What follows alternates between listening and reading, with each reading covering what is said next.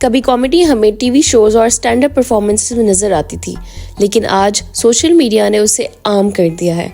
अब हर कोई अपने वीडियोस में ह्यूमर करने की कोशिश करता है, चाहे उसे कॉमेडी आती हो या ना। बहुत से इन्फ्लुएंसर्स आज के दौर में अपनी इज्जत इस वजह से खराब कर बैठे हैं।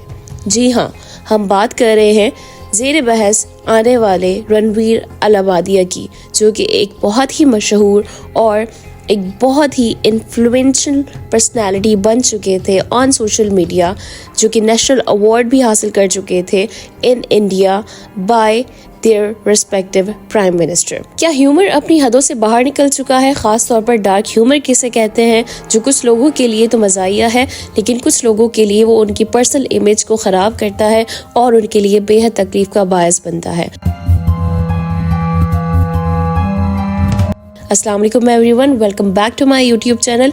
आज हम दोबारा वापस आए हैं with another social problem that we are currently facing, जो कि इंडिया में बात शुरू हुई, लेकिन वो बहुत बड़ा इम्पैक्ट ला रही है पाकिस्तानी ऑडियंस के लिए भी। So let's begin.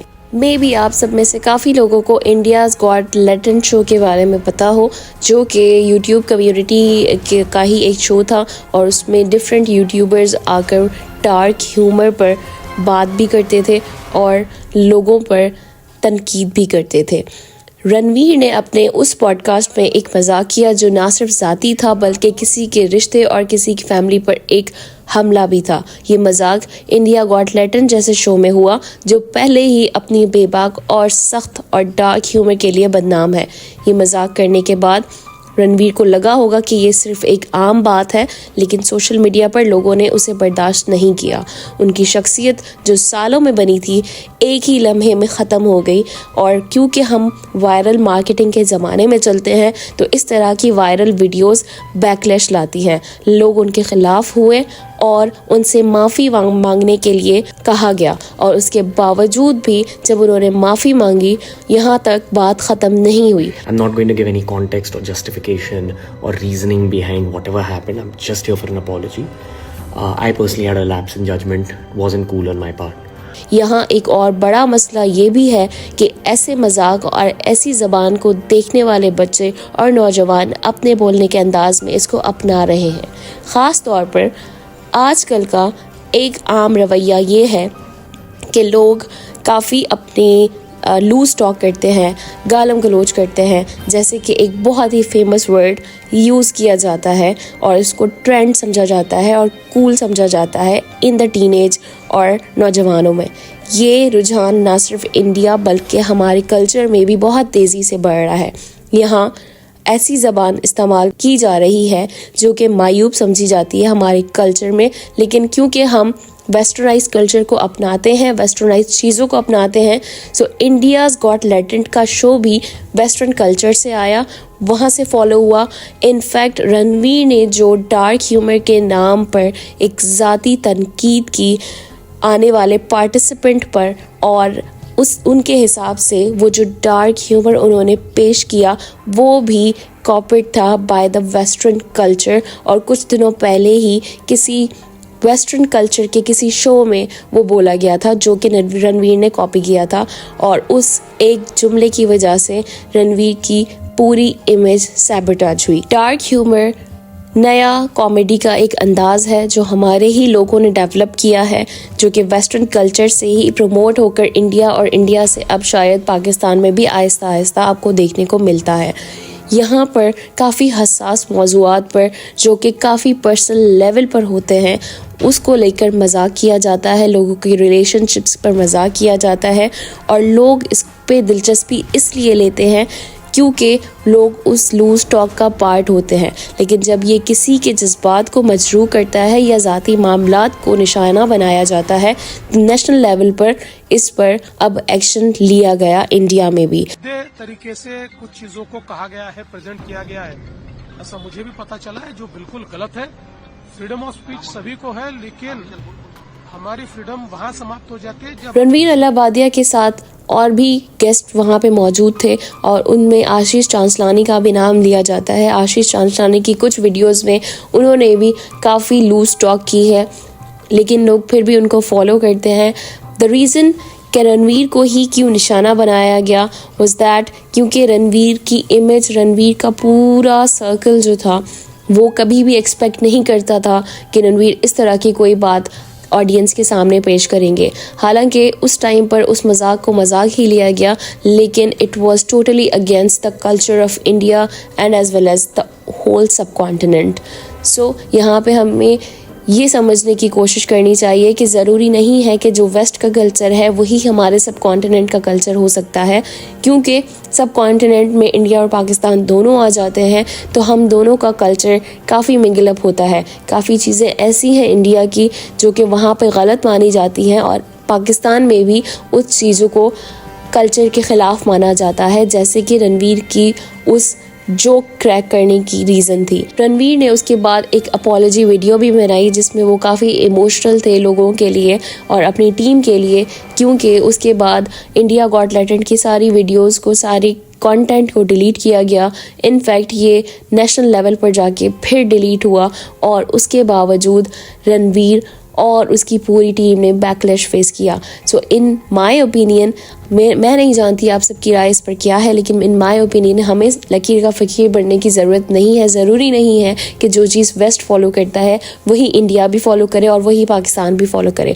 हाउएवर हमें पता है कि हमारे बहुत सारे यूट्यूबर्स, बहुत सारी यूट्यूब कम्युनिटी के मेंबर्स ऐसे हैं जो कि इस डार्क ह्यूमर को प्रमोट करते हैं, रोस्टिंग को प्रमोट करते हैं और लूज टॉक को प्रमोट करते हैं, इनफैक्ट गालम गलोच को प्रमोट करते हैं। आप सब भी इस बात के विटनेस है कि हमारी टिकटॉक लाइव पर कितनी गालम गलोच होती है।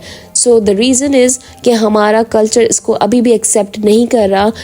ये एक बहुत ज़रूरी बैरियर है जो कि होना चाहिए, ताकि अगर हम इन चीज़ों को एक्सेप्ट करेंगे तो हमारे लिए मुश्किलात और बढ़ेंगी।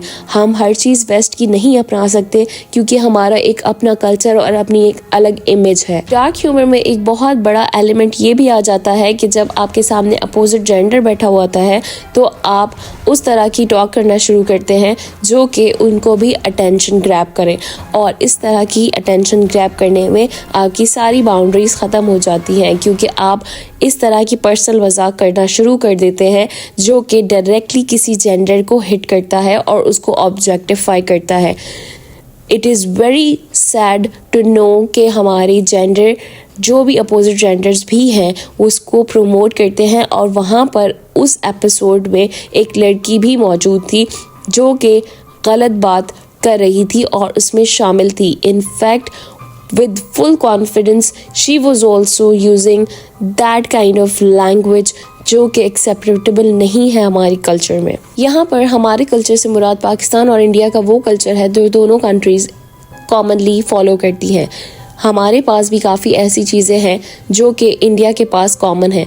फॉर एग्ज़ाम्पल, जब हम अपोजिट जेंडर की बात करते हैं तो हम कुछ रिस्पेक्टफुल हदूद में रहकर बात करते हैं, लेकिन जब आप डार्क ह्यूमर की बात करते हैं तो उसमें कोई लिमिटेशन नहीं रहती और सारी लिमिटेशंस ख़त्म हो जाती हैं, चाहे आपके सामने कोई और लड़की या अपोजिट जेंडर बैठा हुआ हो। फॉर एग्ज़ाम्पल, जिस तरह उस दिन उस एपिसोड में एक लड़की वहाँ पे मौजूद थी जिसको निशाना बनाया गया, हालांकि लड़की ने भी उसका पुरजोर तरीके से जवाब दिया, but the main issue was कि वहाँ पर मसला आ जाता है जब आप बैकलैश फेस करते हैं। सो बैकलैश से बेहतर है आप चीज़ों को कंडेम करना शुरू करें ताकि वो आपके कल्चर में कभी भी आने की कोशिश भी ना करें। बैरियर्स क्रिएट करना हमारा काम है। सो पाकिस्तानी ऑडियंस से मेरी ये बहुत रिक्वेस्ट है कि काइंडली अपने अल्फाज का चुनाव बेहतर करें और डार्क ह्यूमर को कभी भी अपनी यूट्यूब कम्युनिटी में प्रमोट ना करें। इस तरह का dark humour main stream media पर नहीं आता क्योंकि वहाँ पर काफ़ी चीज़ें फिल्टर आउट हो जाती हैं, इसीलिए लोग यूट्यूब का सहारा लेते हैं डार्क ह्यूमर को प्रमोट करने के लिए। हमारे पास पाकिस्तानी कल्चर में भी कपिल शर्मा के शो को फॉलो करते हुए कुछ शोज़ इस तरह के कंटेंट बनाए गए हैं जो कपिल शर्मा के शो के सारे या उनके बहुत से कंटेंट से रिलेट करते हैं। फॉर एग्जांपल, ताबिश हाशमी का जो शो है वो वैसे तो टॉक शो है, लेकिन उसमें भी कुछ इस तरह के मज़ाहियात किए जाते हैं जो कि किसी न किसी पर्सनालिटी को सैबोटेज करते हैं।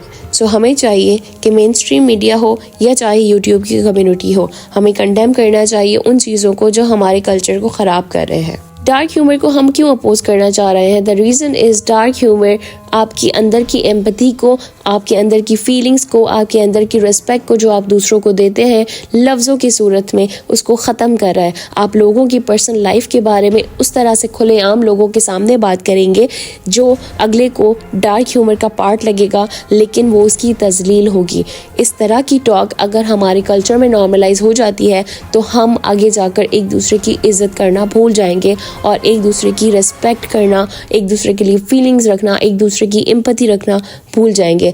हम सिर्फ दूसरे को मेंटली प्रेशराइज करेंगे उसकी प्रॉब्लम्स को यूज़ करके और उसका मजाक उड़ा के। तो हमें चाहिए कि इस तरह के कंटेंट को पब्लिसाइज ना होने दिया जाए और यूट्यूब की सूरत में या मेन स्ट्रीम की सूरत में इसको आगे ना होने दिया जाए। इस तरह का कंटेंट अगर हमारी फैमिली और हमारे कल्चर में नॉर्मलाइज होना शुरू हो गया तो ये हमारे लिए एंजाइटी, डिप्रेशन या डिस्ट्रेस का बायस बन सकता है, क्योंकि हम फिर डर जाएंगे कि हमारे पर्सनल प्रॉब्लम्स को लोगों के सामने मजाक बनाकर रखा जाएगा और हमें उस पर हंसना होगा।